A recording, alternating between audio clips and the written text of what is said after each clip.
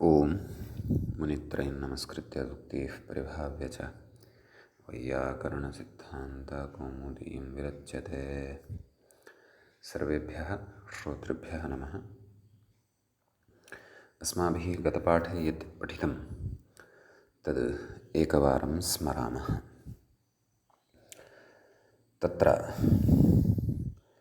गतपाठः अस्माकं क्रमे अपत्याधिकारप्रकरणस्य द्वितीयः पाठः प्रवृत्तः। तस्मिन् पाठे सर्वादौ अस्माभिः द्विगोर्लुगनपत्ये इति सूत्रं पठितम्। तस्य सूत्रस्य उदाहरणानि दृष्टानि। पञ्चसुकपालेषु संस्कृतः पुरोडाशः पञ्चकपालः इति। तत्र प्रत्युदाहरणानि अपि दृष्टानि। नाम द्विगोः निमित्तं यः तद्धितः अजादिः अनपत्यार्थश्च पुनः प्राग्दीव्यतीयः अपि सः स्यात् तादृशस्य तत्र लुक् भवति इति। तत्र पाञ्चकपालं नाम पञ्चकपालस्य इदं खण्डं पाञ्चकपालम् इत्यत्र तु तत्र लुक् न भवति। एवं किल, यतः द्विगोः निमित्तम् अत्र प्रत्ययः नास्ति। एवमेव अजादिः एव सः स्यात् प्रत्ययः, अतः पञ्चगर्गरूप्यम् इत्यत्रापि प्रत्ययस्य लुक् न भवति। पुनश्च अनपत्यार्थकः एव सः स्यात् प्रत्ययः, तत्र अपत्यार्थकस्तु न स्यात्। अतः एव द्वयोर्मित्रयोः अपत्यं द्वैमित्रिः इत्यत्रापि लुक् न भवति। तदनन्तरम् अस्माभिः गोत्रे लुगचि इति सूत्रान्तरं पठितम्। अजादौ प्राग्दीव्यतीये विवक्षिते गोत्रप्रत्ययस्य अलुक् स्यात्। नाम अलुग् विधानार्थम् इदं सूत्रम् अस्ति इति। समीचीनं। ततश्च तस्य च उदाहरणस्य सिद्धिः अस्माभिः आरब्धा आसीत्। तत्र गार्गीयाः इति उदाहरणम् अस्माभिः साधनीयं वर्तते। तत्रैव अस्माभिः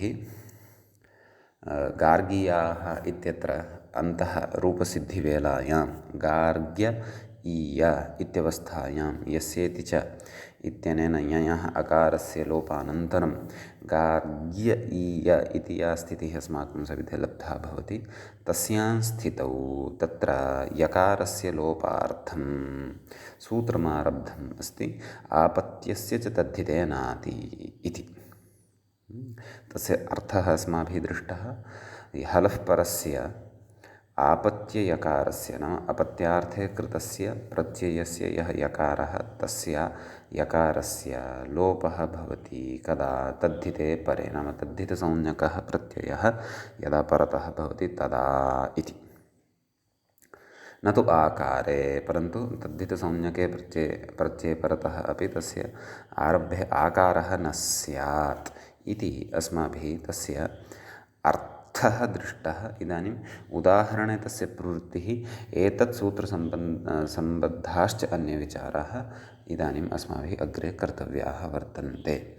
एवञ्च एतावान् विशेषः तत्र अपत्याधिकारप्रकरणस्य द्वितीये पाठे अस्माभिः पठितः। इदानीम् अपत्याधिकारप्रकरणस्यास्य तत्र तृतीयः पाठः भवति आरब्धः। अस्तु, तत्र तदेव व्याख्यातुः अन्तिमा पङ्क्तिः, नाम गतपाठस्य अन्तिमा पङ्क्तिः अस्माभिः पठिता। तत्र अपत्यार्थकयकारस्य इत्यर्थः, नाम आपत्यस्य इत्यस्य कः अर्थः? नाम अपत्यार्थकयकारस्य, नाम अपत्यार्थकः यः प्रत्ययः विहितः तस्य यकारस्य लोपः भवति इति। आपत्यस्य च तद्धितेनाति इत्यनेन उच्यते इत्यर्थः। इतः अग्रे अस्माभिः इदानीं पठ्यते। व्याख्यानम् अनुसरामः। किं कथयति? यञो लुकितु आदिवृद्धिर्न स्यादिति भावः। नाम यञ् इत्यस्य यदि लुक् स्यात्, प्रत्ययस्य एव लुक् यदि स्यात्, तर्हि आदिवृद्धिरेव न स्यात्। अपि च तत्र अत्र ञञः लुक्केन प्राप्तः तदपि सूत्रम् अस्माभिः गतदिवसे पठितं। तस्य सूत्रार्थः अपि दृष्टः आसीत्। नाम मूले तु न पठितं, सद्यः तत् सूत्रम् अग्रे आगच्छेत्, परन्तु वयं तु तत्र व्याख्यायां पठितवन्तः। तत्र यञञोश्च इति प्राप्तः लुङ् न भवति। नाम तेन प्राप्तः यः लुक् अस्ति सः प्रकृते गोत्रे लुगचि इत्यनेन निषिध्यते इत्यर्थः। सः लुक् न भवति इत्यर्थः। समीचीनम् इति यदि यञ् एव तत्र न स्थितः तर्हि आदिवृद्धिः न स्यात्। गार्गीयाः इत्यत्र इति प्रयोगः यः साधनीयः अस्ति अस्माभिः, तस्मिन् तु आद्यः यः वर्तते अच् सः वृद्धिवर्णः एव खलु वर्तते। गकारोत्तरवर्ती आकारः सः तु आ इत्येव वर्तते खलु। अतः ततः कथयति अल्लोपस्य आभीयत्वे नासिद्धत्वम् इति आरम्भसामर्थ्यात् इति। तत्र अस्याः पङ्क्तेः विषये किञ्चित् अत्र कथयामि। अस्याः पङ्क्तेः यदि अवगमनम् अस्माभिः कर्तव्यं तर्हि एकं सूत्रं तिङन्ताधिकारे पठिष्यते। असिद्धवदत्राभात् इति अधिकारसूत्रं तद्भवति। षष्ठाध्यायस्य चतुर्थपादस्य 22 सूत्रं तद्भवति। तद् किं कथयति इति चेत् यत् इतः ऊर्ध्वम् अनुक्रमिष्यामः। कुतः ऊर्ध्वम्? असिद्धवदत्राभात्। क्व तत् सूत्रं वर्तते? षष्ठाध्यायस्य चतुर्थपादस्य 22 सूत्रं। समीचीनं। यत् इतः ऊर्ध्वम् अनुक्रमिष्यामः आ अध्यायपरिसमाप्तेः, नाम षष्ठाध्यायस्य परिसमाप्तिं यावत् तत् असिद्धवत् भवति इत्येवं वेदितव्यम् इति। नाम तस्य असिद्धत्वं भवति। नाम तत्र यद् विधानम् इतः अग्रे अस्माभिः करिष्यते तस्य असिद्धत्वं भवति। नाम एकम् असिद्धत्वं तु अस्माभिः ज्ञायते पूर्वत्र असिद्धं, परन्तु तादृशम् असिद्धत्वं तत्र नाम षष्ठाध्यायस्य चतुर्थे पादे अपि अस्ति। अस्मात् सूत्रादारभ्य। कस्मात् सूत्रादारभ्य? असिद्धवदत्राभात्। तच्च सूत्रम् अस्माभिः विस्तरेण तिङन्ताधिकारप्रकरणे, नाम इतः अग्रिमं प्रकरणं, नाम तद्धितान् पठित्वा तत्र द्विरुक्तं च प्रकरणं पठित्वा वयम् अग्रे तिङन्ताधिकारे तत्सूत्रं विस्तरेण पठिष्यामः। ससिद्धान्तं तत्र पठिष्यामः। अतः अस्याः पङ्क्तेः सम्बन्धः तेन सूत्रेण सह भवति। यदि भवन्तः अधुनापि असिद्धवदत्राभात् इत्यस्य सूत्रस्य किञ्चित् अर्थं बुद्धौ स्थापयन्ति तर्हि निश्चयेन अस्याः पङ्क्तेः अत्रैव समन्वयनं कर्तुं शक्नुवन्ति। अन्यथा अग्रे तु इदं सूत्रं पठिष्यते एव। अत्र च अधुना पूर्णतया अवगमनं न स्यात् तर्हि अधुनैव तत्र तिङन्ताधिकारे असिद्धवदत्राभात् इति सूत्रम् अन्विष्य तत्र एकां चिटिकां संस्थाप्य अथवा पादटिप्पणीं विलिख्य यत् मया तद्धितेषु पठितायाः पङ्क्तेः, तत्रापि आपत्यस्य च तद्धिते नाति इत्यत्र व्याख्यायां पठितायाः पङ्क्तेः समन्वयनम् असिद्धवदत्राभात् इति सूत्रं सम्यक्तया सम्पूर्णतया ज्ञात्वा अत्र कर्तव्यम् इति। अस्तु, तदेव अत्र कथयति। किं कथयति? नाम अल्लोपस्य आभीयत्वे अपि नासिद्धत्वम् इति। नाम आभीयं तस्य नाम वर्तते। कस्य? असिद्धवदत्राभात् इत्यस्य। तस्य आभीयम् इत्यपि नामान्तरं भवति। अतः तस्य असिद्धत्वं नास्ति। नाम अल्लोपः अत्र असिद्धः नास्ति, सिद्धः एव वर्तते। अल्लोपः केन कृतः? यस्येति च इत्यनेन खलु कृतः। इदानीं तद् यस्येति च इति सूत्रं यदि भवन्तः पश्यन्ति, असिद्धवदत्राभात् इति सूत्रं कुतः आरब्धं? षष्ठाध्यायस्य चतुर्थपादस्य 22 सूत्रं तद्भवति। यस्येति च इति सूत्रं यदि भवन्तः पश्यन्ति तस्मिन्नेव पादे अग्रे उत्तरशततमं सूत्रं भवति किं यस्येति नाम तदेव तस्मिन् एव अधिकारे वर्तते कस्मिन् अधिकारे असिद्धवदत्राभात् इत्यस्य एव अधिकारे अस्ति अतः अत्र अल्लोपः असिद्धः स्यात् यलोपे कर्तव्ये समीचीनं यलोपः पश्यन्तु यलोपविधायकं सूत्रम् अग्रिमं वर्तते आपत्यस्य च तद्धिते नाति इति अतः तत्र अल्लोपस्य नाम यलोपे कर्तव्ये अल्लोपः यदि असिद्धः तर्हि तु तत्र किं स्यात् गार्ग्य ईय इत्यवस्थायां खलु अस्माभिः अकारस्य लोपः कृतः तर्हि अत्र आपत्यस्य च तद्धिते नाति इत्यस्य सूत्रस्य कृते गार्ग्य इत्यत्र यः यकारः वर्तते तस्मात् परतः तत्र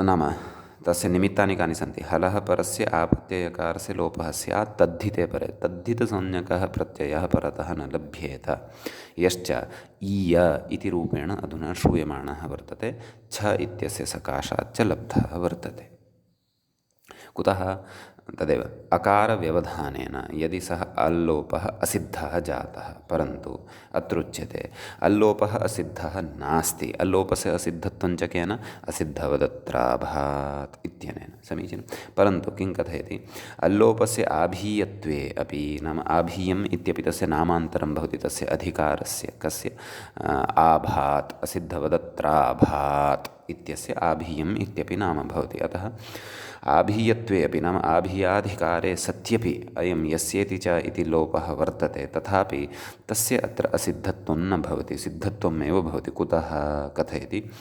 आरम्भसामर्थ्यात् नाम आपत्यस्य च तद्धिते नाति इति यः तत्र यलोपः आरब्धः वर्तते तदारम्भसामर्थ्यात्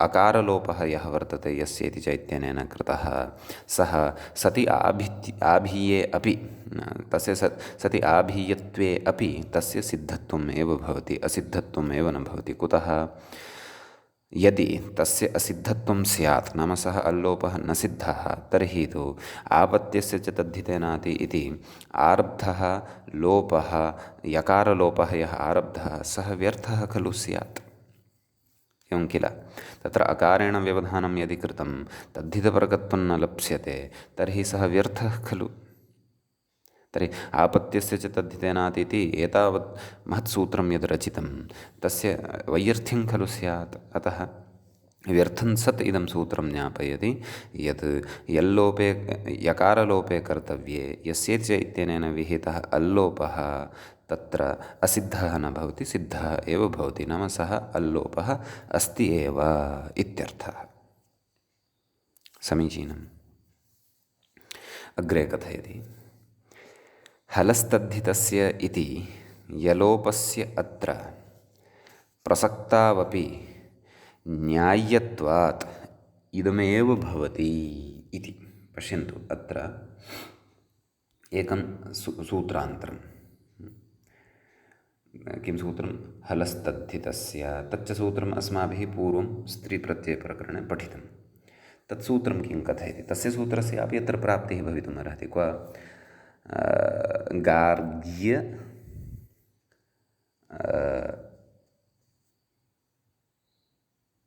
ईय इत्यवस्थायां पश्यन्तु किं कथयति तद् हलस्तद्धितस्य इति चेत् हलः उत्तरस्य नाम हलः हल् यदि कश्चन वर्तते तस्मात् परतः तद्धितयकारस्य तत्र ईति परतः लोपः भवति इति खलु नाम तद्धितयकारस्य उपधाभूतस्य लोपः भवति एवं किल तर्हि उपधाभूतत्वं तत्र कुतः आश्रयणीयम् इति चेत् तत्र अकारः यदि तत्र स्थानिवद्भावेन आश्रीयते तर्हि सः यकारः तत्र उपधात्वेन तत्र लभ्यते एव एवं खलु हलः उत्तरस्य तद्धिते यकारस्य उपधाभूतस्य लोपः स्यात् इति। परन्तु तत्र यकारः स्थानिवद्भावेन आश्रीयते वा न वा इति अस्माभिः विस्तरेण विचारः हलस्तद्धितस्य इत्यत्र सूत्रपठनसमये कृतः आसीत्। अतः भवन्तः तत्र गत्वा इतोपि स्पष्टतार्थं पुनः द्रष्टुं शक्नुवन्ति। परन्तु प्रकृते हलस्तद्धितस्य इत्यनेन यकारस्य लोपस्य प्राप्तिः भवति, यतः तस्य यानि निमित्तानि सन्ति तानि निमित्तानि अत्र सन्ति।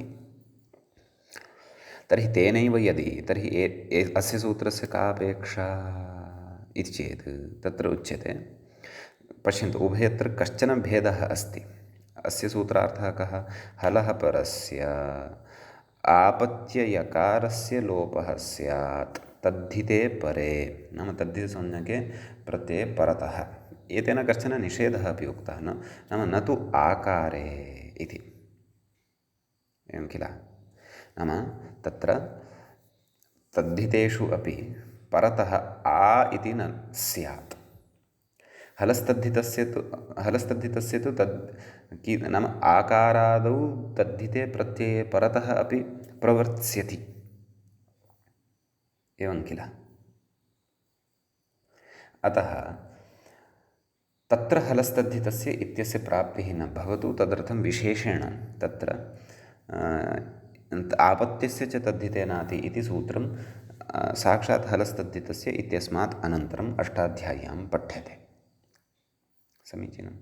अतः यद्यपि हलस्तद्धितस्य इत्यनेन प्राप्तं, परन्तु तथापि न्याय्यत्वात्, नाम अस्य एव अत्र क्रमस्य न्याय्यत्वं वर्तते, अस्य एव सूत्रस्य अत्र न्याय्यत्वं वर्तते इति।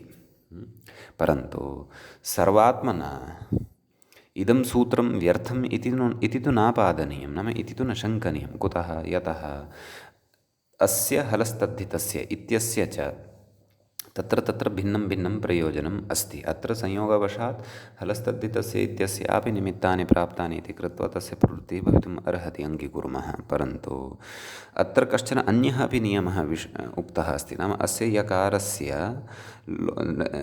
तद्धिते परतः लोपः भवति, परन्तु न तु आकारे इत्यपि उक्तम्, अनाति इत्यपि उक्तम्, एवं वा न वा? अतः अत्र एवं रीत्या तत्र सङ्गतिः कर्तव्या। अनाति इत्यस्य तु प्रत्युदाहरण चर्चा अग्रे करिष्यते। सद्यः अत्र यद्यदस्ति तत् उदाहरणं, यद्यदुदाहरणं, यानि च प्रत्युदाहरणानि सन्ति तानि अस्माभिः अत्र चर्च्यन्ते। समीचीनम्। अस्तु, तर्हि किं कथयति चेत् तदेव इदानीं पश्यन्तु, तदेव नाम न्याय्यत्वात् अत्र तेन नाम इदमेव भवति, किं भवति? इदमेव सूत्रं तत्र न्याय्यत्वात् भवति, नाम तस्य एव अत्र क्षेत्रं वस्तुतः वर्तते इति। अस्तु, आम्, अग्रे किं कथयति व्याख्याता तत् पश्यामः। इदानीं प्रत्युदाहरणचर्चाः करिष्यन्ते। तत्र कथयति गर्गीयम् इति, तत्र कथयति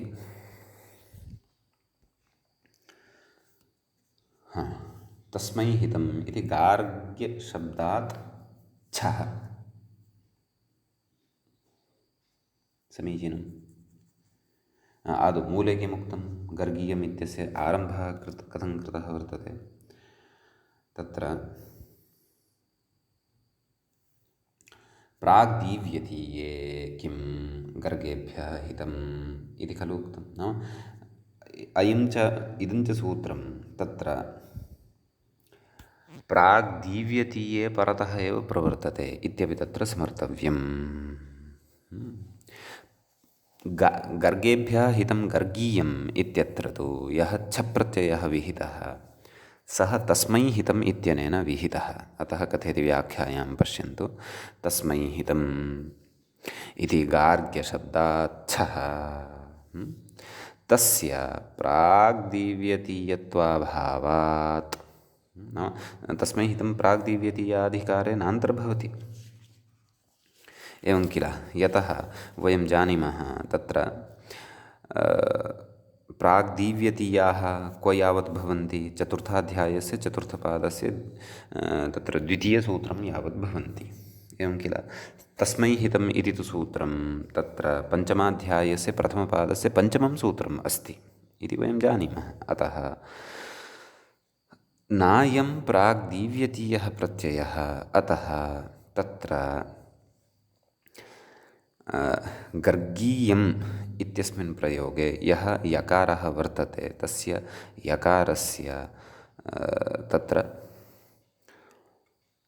लुक् भवति एव इत्यर्थः तदेव अग्रे कथयन् अस्ति तस्य प्राग्दिव्यतीयत्वाभावात् तस्मिन् परे ञञयोश्च इति ञञः लुक् भवत्येव इति नादिवृद्धिः इति भावः इति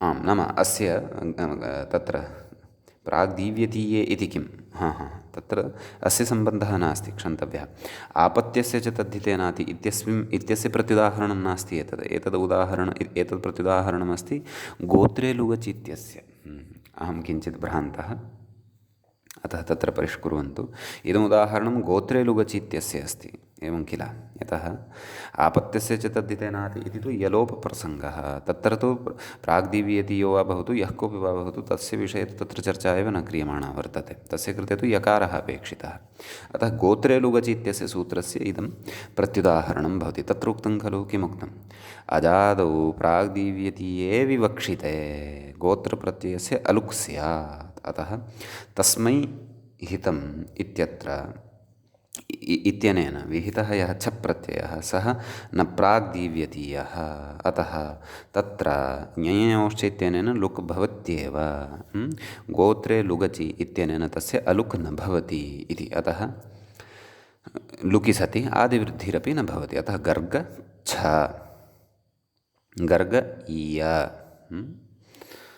भत्वात् गर्ग इत्यत्र अकारलोपः गर्ग ईय गर्गीय सु तस्य अं पूर्वरूपादिकं कृत्वा गर्गीयम् अथवा तत्तल्लिङ्गे गर्गीयः गर्गीया इति वा रूपं तत्र भवितुम् अर्हति आदिवृद्धिः अपि न श्रूयते एवं किल अतः तत्र प्राग्दीव्यतीये विवक्षिते इति उक्तं क्व गोत्रे लुगचि इत्यत्र आम् ततः अग्रे पृच्छति अचि किम् एवं खलु अजादौ प्राग्दीव्यतीये विवक्षिते इति उक्तं तत्र क्व गोत्रे लुगचि इत्यत्र अतः तस्य उदाहरणं दीयते गर्गरूप्यम् इति गर्गरूप्यम् इत्यत्र यः प्रत्ययः अस्ति सः प्रत्ययः अजादिः नास्ति सः हलादिः वर्तते तदेव कथयति अग्रे हेतुमनुष्येभ्योऽन्यतरस्यान् रूप्यः इति रूप्यप्रत्ययः कथयति तस्य प्राग्दीव्यतीयत्वे अपि नाम प्राग्दीव्यतीयेषु सः अन्तर्भवति नाम तेन दीव्यति खनिति जयति जितम् इत्यतः पूर्वं तत्सूत्रं पठ्यते इत्यर्थः प्राग्दीव्यतीयत्वे अपि अजादित्वाभावात् नाम तस्य अजादित्वं नास्ति तस्य आदौ तु रेफः वर्तते स च हल् वर्तते एवं खलु अतः अजादित्वाभावात् तस्मिन् परे ञञः अलुङ् न नाम ञञः अलुक् न भवति केन गोत्रे लुगचि इत्यनेन अलुक् न भवति अपि तु लुगेव भवति इत्यर्थः केन ञञयोश्च इत्यनेन अतः तत्र गर्गरूप्यम् इत्येव रूपं भवति समीचीनं कथयति यदि तु अजादौ प्राग्दीव्यतीये प्रत्यये इदानीम् अस्तु प्राग्दीव्यतीये किं गर्गेभ्यः हितम् इति एकं प्रत्युदाहरणं गोत्रे लुगचि इत्यस्य दृष्टं गर्गेभ्यः आगतं गर्गरूपम् इति अन्यच्च उदाहरणं तदपि अस्माभिः गोत्रे लुगचि इत्यस्य दृष्टम् एकम् अन्यत् प्रत्युदाहरणम् आपत्यस्य च तद्धितेनाति इत्यस्य भवतां सविधे वक्तव्यं वर्तते यद्यपि तदग्रे आगमिष्यति परन्तु सद्यः उच्यते ततः परमेव अग्रिमां पङ्क्तिम् आरप्स्ये किं नाम तत्र अनाति इति उक्तम् एवं खलु हलस्तद्धितस्य इत्यनेन प्राप्तम् इति खलु उच्यते तथापि न्याय्यत्वात् तदेव सूत्रम् अत्र अस्माभिः स्वीकृतं क्व गार्गीयाः न्याय्यत्वात् नाम तस्य अत्र अर्हता वर्तते अतः न्याय्यत्वात् तस्य एव तत्र प्रवृत्तिः क्रियते तर्हि हलस्तद्धितस्य इत्यनेनैव सिद्धे इदं सूत्रं व्यर्थमिति तु न कुतः अनाति इत्युक्तं नाम तादृशः तद्धितप्रत्ययः परतः यदा भवति यस्य आदौ आकारः भवति तदा तत्र यलोपः हलस्तद्धितस्य इत्यनेन न भवतु एतदर्थम् आपत्यस्य च तद्धितेनाति इत्यस्य सूत्रस्य सार्थक्यं वर्तते अतः अत्र एकमेव स्थलं दृष्ट्वा तस्य नाम हलस्तद्धितस्य इत्यनेन एव सिद्ध्यति अतः आपत्यस्य च तद्धितेनाति इति सूत्रं व्यर्थम् इति तु न शङ्कनीयं कुतः यतः अत्र आकारादिः तद्धितप्रत्ययः यदा परतः भवति तादृशम् उदाहरणमेव अत्र किञ्चित् भवतां सविधे सद्यः वक्तुम् इच्छामि गार्ग्यायणः इति अस्ति उदाहरणं तत्र गार्ग्य ततः फ प्रत्ययः तस्य आयनादेशः भकारोत्तरवर्ती अकारस्तु तथैव तिष्ठति गार्ग्य आयन अत्र आयन इति तद्धितप्रत्ययः यः वर्तते तस्य आरम्भे आकारः वर्तते समीचीनम् अतः एव तत्र आकारे परतः हलस्तद्धितस्य इत्यनेन प्राप्तस्य लोपस्य निषेधः यथा स्यात् तदर्थमपि अस्य सूत्रस्य प्रयोजनम् अस्ति अतः तत्र यकारलोपः न भवति गार्ग्यायणः इत्यत्र यकारश्रवणं यथावत् भवत्येव अतः तदर्थम् अस्य सूत्रस्य उपयोगः वर्तते अतः न्याय्यत्वात् अत्रापि तेनैव व्यवस्था उच्यते यलोपस्य इति तस्य अत्र स्पष्टता ज्ञातव्या भवतु इति यद्यपि एते विषयाः अग्रे आगमिष्यन्ति तथापि अधुना किञ्चित् स्पष्टतार्थम् उक्तम् अधुना पुनः गोत्रे लुगचि इति सूत्रस्थः कश्चन विचारः अत्र अस्माभिः कर्तव्यः गोत्रे लुगचि इत्यत्र सूत्रार्थः कथं कृतः अजादौ प्राग्दीव्यतीये विवक्षिते इति एवं खलु तत्र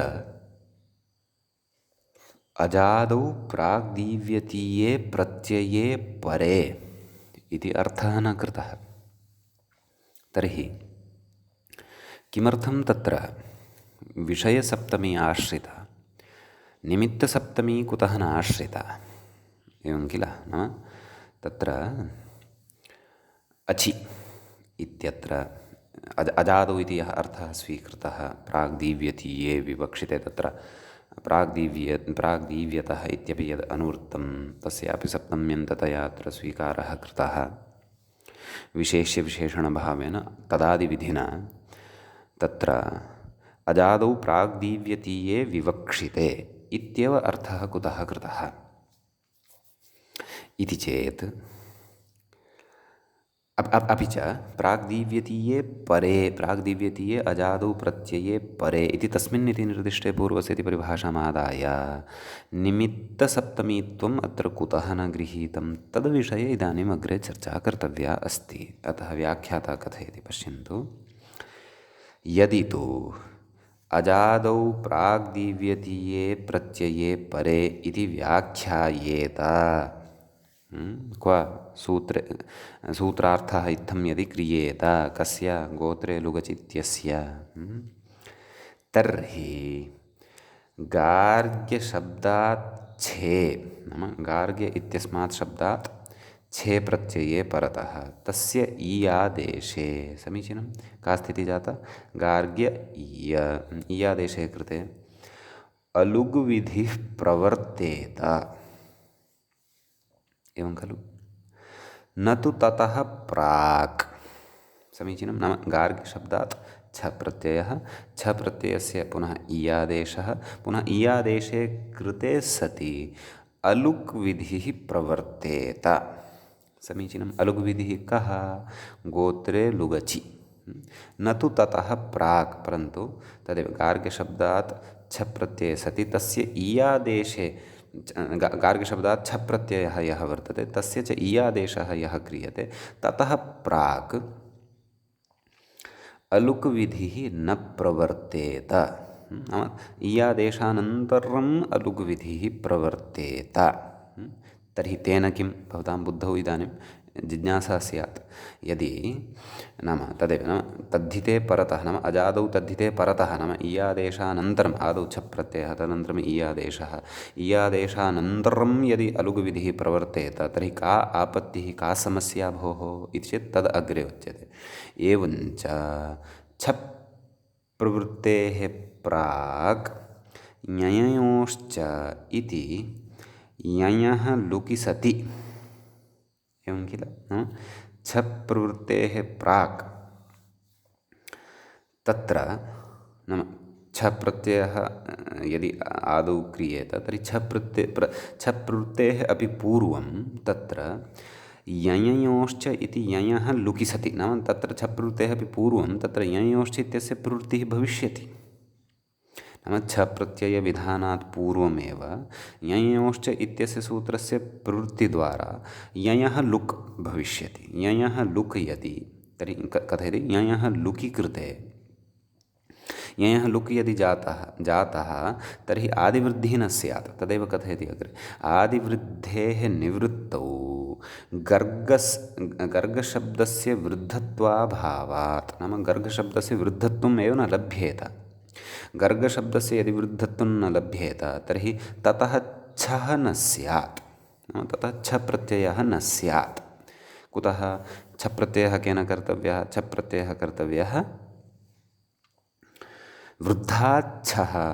अतः तस्य कृते तु वृद्धसंज्ञा खलु अपेक्षिता। वृद्धसंज्ञा च आदिवृद्धौ सत्यामेव लप्स्यते। आदिवृद्धिश्च ञञ् प्रत्यये सति एव लप्स्यते। यत ञत्वात् तद्धितेषु वचामादेः इत्यनेन आद्यस्य ग इत्यस्य अकारस्य आ इति खलु भविष्यति। एवं किल। अतः तत्र यदि यञ् एव न स्थितः तर्हि आदिवृद्धिरपि न स्थास्यति। आदिवृद्धिः यदि न स्थास्यति तर्हि वृद्धिवर्णस्य तस्मिन् शब्दे अभावात् तस्य शब्दस्य वृद्धसंज्ञा न स्यात्। केन? वृद्धिर्यस्याचामादिस्तद्वृद्धं। वृद्धसंज्ञा यदि न स्यात् तर्हि तत्र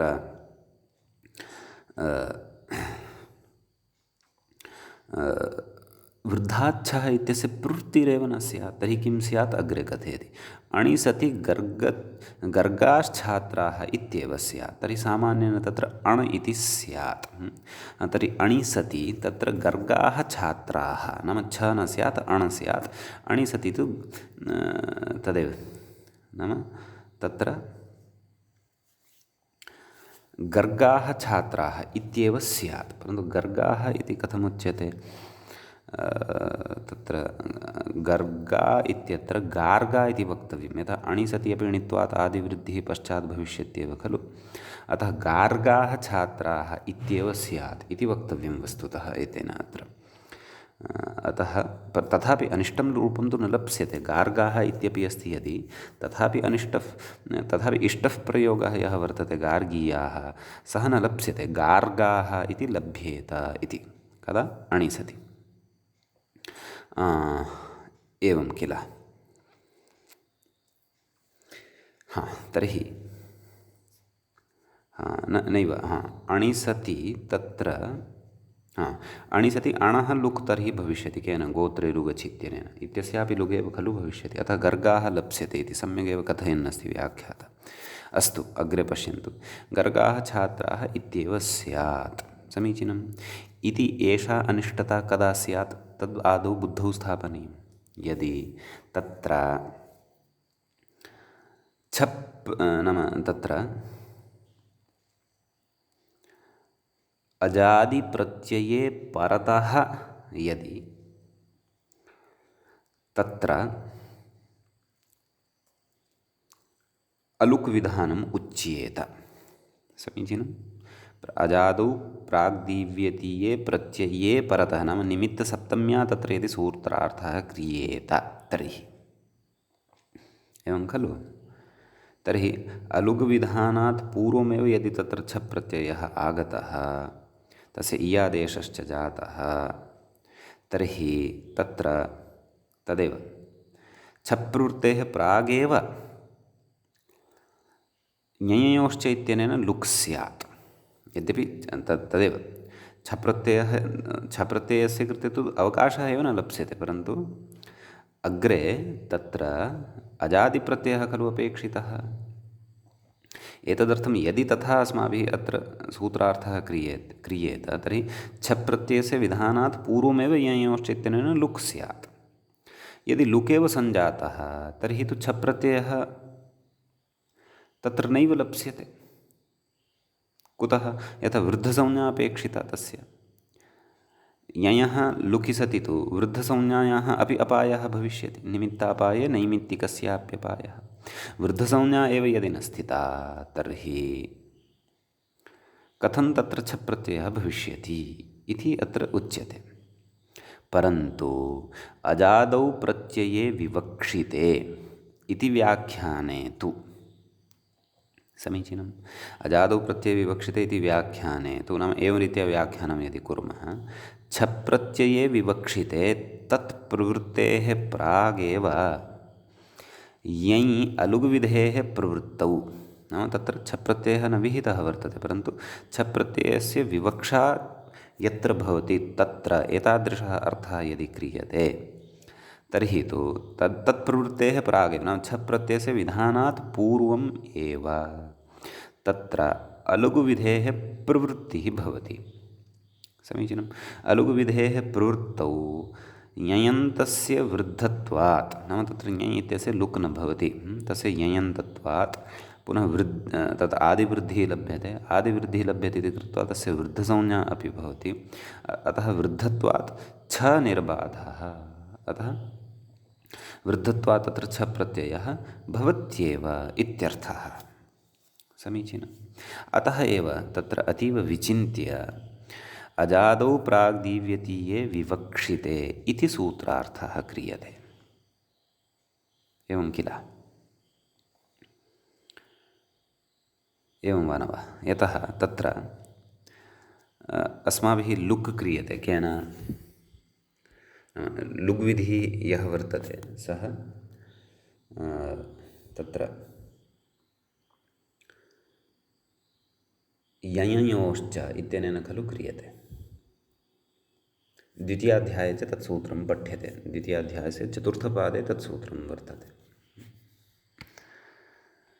तस्य लुकः अत्र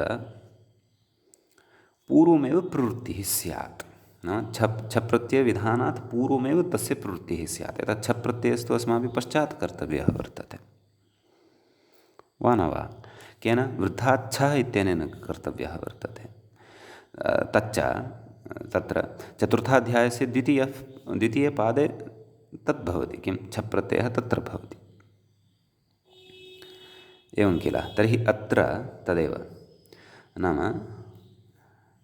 छप्रत्ययस्य आदौ प्रवृत्तिः भवतु वा अथवा लुकः आदौ प्रवृत्तिः भवतु वा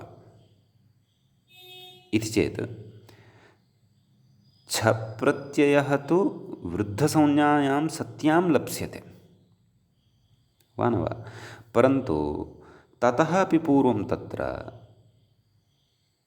नाम यञयोश्च इत्यस्य प्रवृत्तिः भविष्यत्येव, एवं वा न वा? न च अनयोः कश्चन बाध्यबाधकभावः वर्तते। कयोः? तत्र छप्रत्ययस्य अपि च लुकः। तर्हि अनयोः बाध्यबाधकभावः एव यदि नास्ति तर्हि छप्रत्ययस्य एव आदौ प्रवृत्तिः स्यात् खलु। अतः एव तत्र आदौ एव उच्यते, नाम तत्र सूत्रार्थः इत्थं क्रियते, नाम अजादौ प्राग्दीव्यतीये विवक्षिते इति। नाम छप्रत्ययः अधुना नागतः वर्तते, परन्तु करिष्यते, तस्य विवक्षा अत्र वर्तते। विवक्षामात्रं तत्र यदा भवति तदा विवक्षामात्रे गम्यमाने एव अत्र यञ् इत्यस्य यञयोश्च इत्यनेन लुक् न भवतु, एतदर्थमेव तत्र अजादौ प्राग्दीव्यतीये विवक्षिते इति उच्यते। एवं खलु इति कश्चन विचारः अत्र विशिष्टः वर्तते। अतः एव अजादौ प्राग्दीव्यतीये विवक्षिते इति सूत्रार्थस्य तत्र नाम स्वारस्यं भवति इति अस्माभिः ज्ञातव्यम्। एवं किल।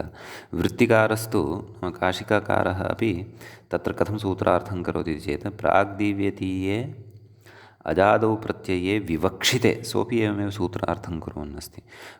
प्रत्ययविवक्षिते सति गोत्रे उत्पन्नस्य प्रत्ययस्य लुङ् नस् न भवति इति तत्र उच्यते। अतः एवं रीत्या तत्र सूत्रार्थः कर्तव्यः, तस्य इदं प्रयोजनं भवति। अस्तु, इदानीम् अग्रे कथयति। यलोपविधौ आपत्यस्य इति किम्?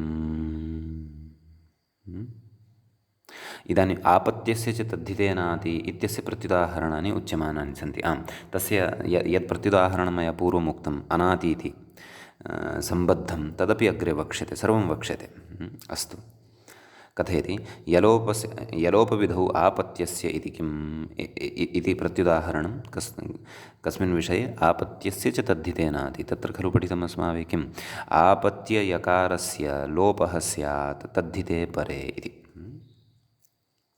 आपत्यस्य एव सः यकारः स्यात्, नाम अपत्यार्थे विहितः एव सः यकारः स्यात्। अपत्यार्थभिन्नार्थे यदि भवति तर्हि तु न।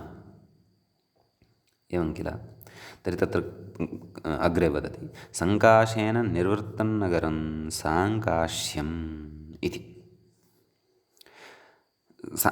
सङ्काशेन निर्वृत्तं नगरं, नाम सङ्काशेन यस्य नगरस्य निर्माणं निवर्तितम् अथवा कृतम् इति, तन्नगरं किं वर्तते? साङ्काश्यम् इति भवति।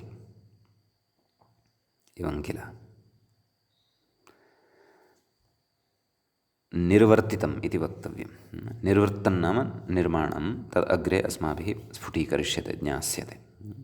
तर्हि अत्र कथयति सङ्काशादिभ्योऽण्यः इति आदौ ण्यप्रत्ययः क्रियते। कस्मात्? सङ्काशशब्दात्। समीचीनं। सङ्काशण्य आदिवृद्धिः, साङ्काश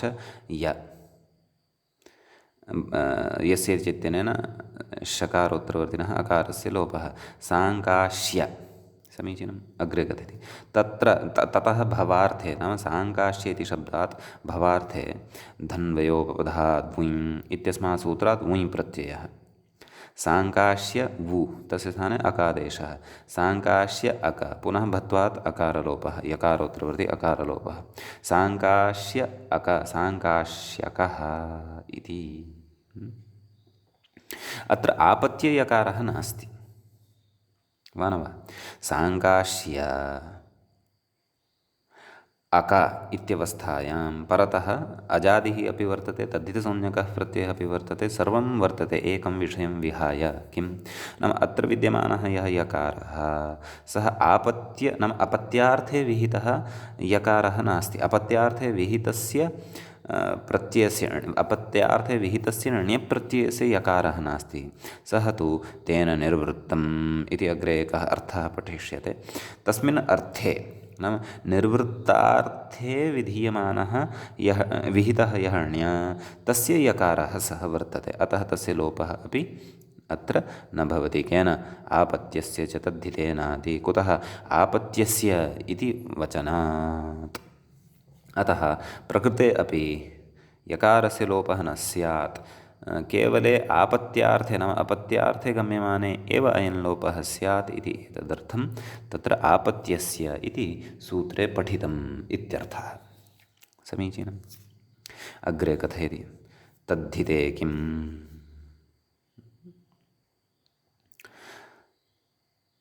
तद्धिते इति सूत्रे कुतः गृहीतं?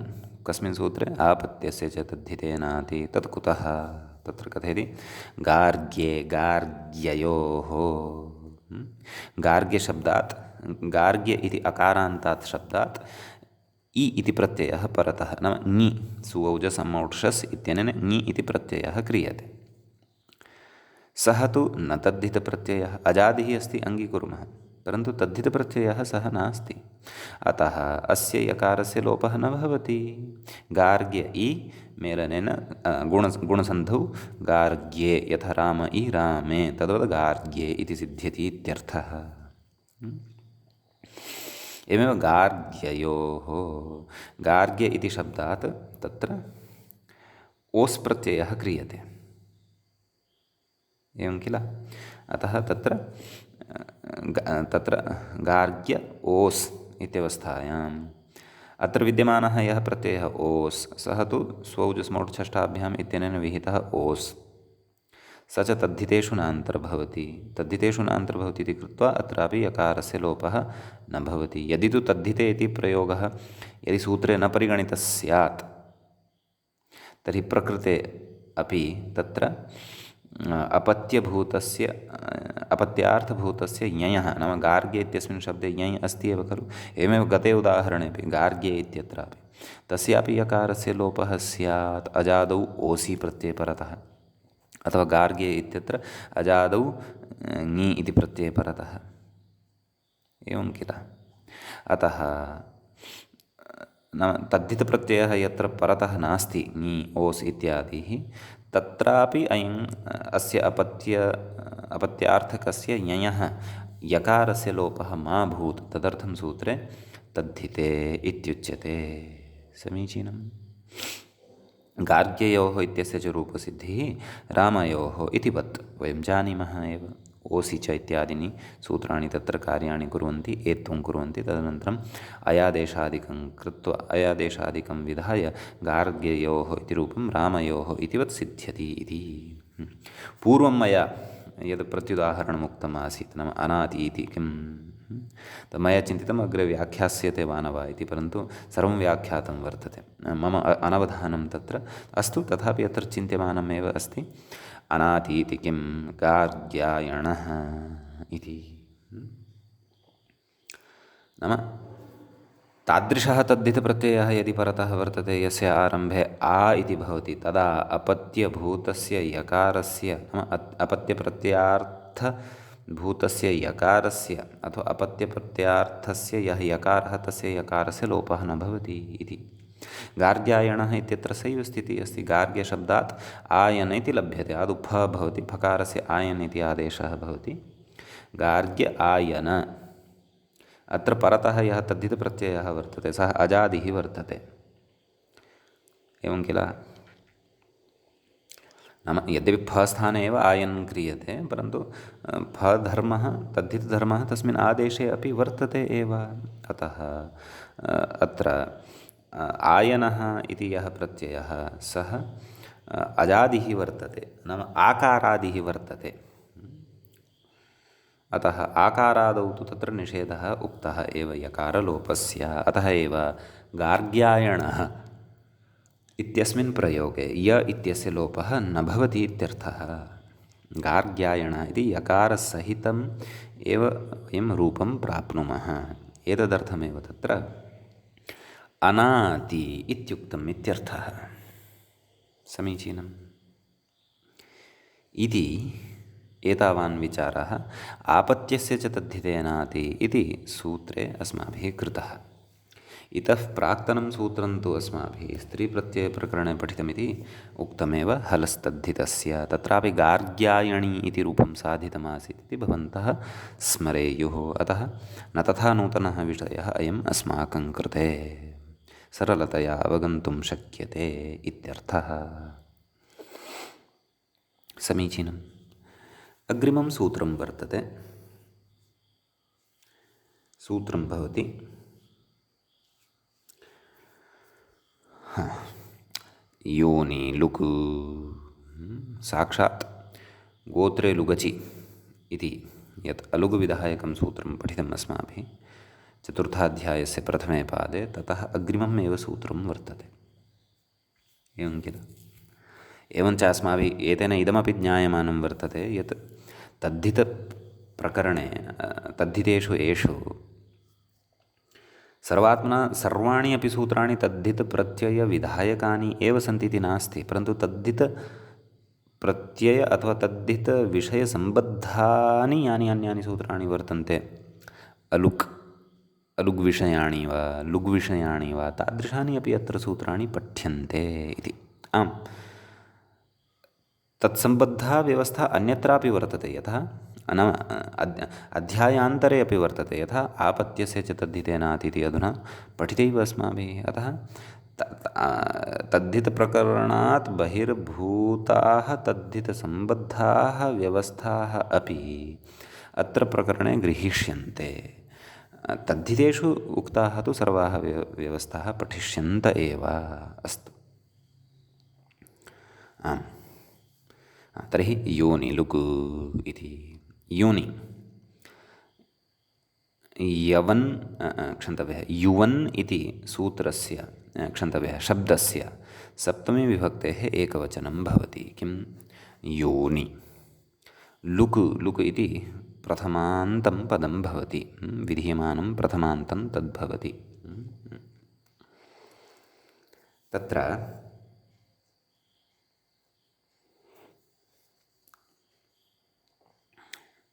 आम् गोत्रे लुगचि इत्यस्मात् अचित्यनुवर्तते। प्राग्दीव्यतोण् इत्यतः प्राग्दीव्यतः इति अनुवर्तते। ज्ञाप्रातिपदिकात् प्रत्ययः परश्च इति सर्वमपि अत्र वर्तते एव। अस्तु। व्याख्याता किं कथयति? तदेव प्राग्दीव्यतः इत्यनुवृत्तेः प्रत्ययाधिकाराच्च प्राग्दीव्यतीये प्रत्यये इति लभ्यते। नाम प्राग्दीव्यतीये प्रत्यये इति अधिकारवशात् अनुवृत्तिवशाच्च अयमर्थः लभ्यते इति। अचीति प्रत्ययविशेषणं नाम गोत्रे लुगचि इत्यतः अचीति यद् स्वीकृतं तत् प्रत्ययस्य विशेषणं भवति। अतः विशेषणं तदन्तस्य संज्ञा स्यात् इति तदन्तविधिः प्राप्तः। परन्तु यस्मिन् विधिस्तदादावल्ग्रहणे इत्यनेन तस्य तदन्तविधेः बाधः क्रियते। यतः अत्र सप्तम्यन्तम् अचि इति वर्तते, तेन अत्र निर्देशो वर्तते। अतः तदादिविधिरेव अत्र भवति इति कथयति। विषयसप्तम्येषा न तु परसप्तमी। यथा गतसूत्रे विषयसप्तमी स्वीकृता, एवं खलु अजादौ प्रत्यये विवक्षिते इति इत्येवं रीत्या विषयसप्तमीत्वं स्वीकृतं। तद्वद् अत्रापि विषयसप्तमी एव वर्तते, न तु परसप्तमी। परसप्तमी नाम तस्मिन् इति निर्दिष्टे पूर्वस्य इति या व्यवस्था उक्ता सा अत्र न। कुतः? व्याख्यानात्। यादृशं च व्याख्यानम् अस्माभिः गतसूत्रे दृष्टं तादृशमेव व्याख्यानम् अत्रापि इत्यर्थः। समीचीनं। तदाह किमाह सूत्रार्थमाह। मूले पश्यन्तु।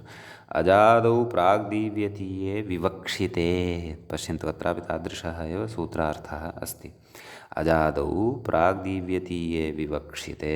यद्यपि गतसूत्रे अपि एतावतः सूत्रार्थस्य निर्माणाय अत्र विद्यमानम् अचीतिपदमेव कारणं भवति। इतः एव अस्माभिः तत्र अपकर्षणं कृतमासीत् इति भवन्तः स्मरन्ति। अस्तु। अजादौ प्राग्दीव्यतीये विवक्षिते युवप्रत्ययस्य एवं खलु लुक् स्यात्। यथा गोत्रापत्यार्थे कानिचन तत्र गोत्रापत्यार्थे प्रत्ययाः विधीयन्ते। गोत्रञ्च किं तत्र अपत्यं पौत्रप्रभृतिगोत्रमिति अचिरेणैव सूत्रमग्रे पठिष्यते, तत्र ज्ञास्यते इति उक्तमेव। तद्वद् तत्र युवापत्यार्थे अपि प्रत्ययाः भवन्ति। युवसंज्ञा अपि भवति। तदर्थमपि वयमग्रे अपत्यं तत्र जीवति तु वंशे युवा इति सूत्रमग्रे पठिष्यामः। तेन कस्य युवसंज्ञा वक्तव्या, तदर्थं ये प्रत्ययाः भवन्ति ते युवार्थकप्रत्ययाः नाम युवापत्यार्थकप्रत्ययाः भवन्ति। ते अस्माभिः अग्रे सः विषयः अग्रे विस्तरेण पठिष्यते। नाम गोत्रसंज्ञा अपि कस्यचित् अपत्यविशेषस्य एव क्रियते, परन्तु कीदृशम् अपत्यं तदग्रे ज्ञास्यते। अपत्यं पौत्रप्रभृतिगोत्रम् इत्यत्र। एवं युवसंज्ञा अपि कस्यचित् अपत्यविशेषस्य एव क्रियते, परन्तु कीदृशस्य अपत्यस्य तदपि अग्रे जीवद्वंशे युवा इति तत्र अग्रे वयं स्पष्टतया विस्तरेण पठिष्यामः। भवतु। आं तर्हि किम् उक्तवान् सूत्रार्थे? अजादौ प्राग्दीव्यतीये विवक्षिते युवप्रत्ययस्य लुक् स्यात्। नाम युवप्रत्ययस्य तत्र लुक् भवति इत्यर्थः। समीचीनम्। तर्हि इति सूत्रार्थः। अग्रे कथयति युवप्रत्ययस्य कथयति युवार्थकप्रत्ययस्य इत्यर्थः तदुक्तमेव। अग्रे व्याख्याता किं कथयति लुकः प्रत्ययादर्शनात् प्रत्ययस्येति लभ्यते इति भावः। नाम लुक् खलु विधीयमानः वर्तते, अतः लुकः प्रत्ययादर्शनत्वात् किल तत्र न लुमताङ्गस्य लुमता यः लुप्तः वर्तते तादृशस्य प्रत्ययलोपे प्रत्ययलक्षणं न भवति इति उक्तं खलु। अतः लुक् यः भवति सः प्रत्ययस्य अदर्शनत्वे कारणं भवति इति कृत्वा तत्र प्रत्ययलोपे प्रत्ययलक्षणं न लुमताङ्गस्य इति परस्परं सूत्रद्वयस्य मिथसम्बन्धात् प्रत्ययस्य इति लभ्यते इति। अतः अजादौ प्राग्दीव्येतीये प्रत्यये विवक्षिते युवप्रत्ययस्य पुनः द्वितीयवारं यत् सूत्रार्थे प्रत्ययस्य इति लब्धम्। एकवारं तु प्रत्यये क्व अजादौ प्राग्दीव्यतीये प्रत्यये तत्र प्रत्यये इति अर्थः कुतः लब्धः प्रत्ययः इति अधिकारः आयाति तच्च सप्तम्यन्ततया अत्र भवति। विवक्षिते प्रत्ययस्य इति पुनः अर्थः कुतः लब्धः लुक् स्यात्। लुक् इति शब्दाश्रयणेन अथवा लुक् इति शब्देन द्वितीयवारं प्रत्ययस्य अत्र लब्धः। यतः लुक् प्रत्ययादर्शनत्वं भजते इति। प्रत्ययादर्शनत्वं लुकि वर्तते कुतः न लुमताङ्गस्य। अतः मिथस्सम्बन्धवशात् प्रकृते प्रत्ययस्य इति लुकः श्रवणात् सः अर्थः अत्र लभ्यते इत्यर्थः। एवं किल नाम लुक् प्रत्ययस्य एव भवति इति अतः प्रत्ययस्य इति अत्र लभ्यते इति भावः। अस्तु, अग्रे व्याख्याता किं कथयति रूपं तु साधनीयं किम् अस्माभिः ग्लौचुकायनः एवं किल इति। परन्तु तत्र कश्चन प्रक्रियायाः क्रमः अस्ति। सः प्रक्रियायाः क्रमः अस्माभिः साधनीयः। मूले किं वदति ग्लुचुकस्य गोत्रापत्यं ग्लुचुकायनिः इति। तत्र ग्लुचु इति कस्यचिन् नाम अथवा कश्चन जनः तस्य गोत्रापत्यं ग्लौचुकायनिः इति भवति। ग्लुचु इति तत्र ग्लुचि इति धातुः अपि वर्तते कस्मिंश्चित् अर्थविशेषे विहितः। अस्तु, तर्हि तत्र उच्यते नाम मूले आदौ उक्तं ग्लुचुकस्य गोत्रापत्यं कः भवति ग्लुचुकायनिः। तत्र कश्चन विचारः एतेन उपस्थाप्यमानः वर्तते। व्याख्यात्र कथमारम्भः क्रियमाणः वर्तते तत् पश्यामः। कथयति ननु ग्लुचुकस्य गोत्रापत्यं ग्लुचुकायनिः इति कथं। मूले यदुक्तं किं ग्लुचुक् कश्चन जनः वर्तते तस्य नाम वर्तते ग्लुचुकः इति। तस्य गोत्रापत्यं ग्लुचुकायनिः। गोत्रापत्यञ्च नाम किं भवति अपत्यं पौत्रप्रभृति गोत्रं तस्य पौत्रादयः ये भवन्ति तेषां सन्ततयः ये ते गोत्रसंज्ञात्वेन व्यवह्रियन्ते इति अग्रे ज्ञास्यते विस्तरेण ज्ञास्यते। तत्र तादृशे अर्थे नाम गोत्रापत्यार्थे ग्लुचुकायनिः इति यद्रूपं मूले अस्ति उच्यमानं तत् कथं तत् कुतः तत्र कश्चन विचारः अत्र अग्रे आरप्स्यते। ननु ग्लुचुकस्य गोत्रापत्यं ग्लुचुकायनिः इति कथम्। अस्तु, अत्र विचारः किञ्चित् विस्तृतः अस्ति, कालसापेक्षः वर्तते। अतः इतः अग्रे वयं ननु ग्लुचुकस्य गोत्रापत्यं ग्लुचुकायनिः इति व्याख्यां मूले च तत्र अग्रिमान् विचारान् वयम् अग्रिमे पाठे पठिष्यामः। अद्य तावत् वयम् अत्रैव अद्यतनपाठस्य उपसंहरणं कुर्मः। अत्रैव मङ्गलं क्रियते मुनित्रयं नमस्कृत्य तदुक्तिः परिभाव्य च वैयाकरणसिद्धान्तकौमुदीयं विरच्यते। एवञ्च अपत्याधिकारप्रकरणस्य अस्माकं क्रमे तृतीयः एषः पाठः सम्पन्नतां गतः। नमः सर्वेभ्यः श्रोतृभ्यः।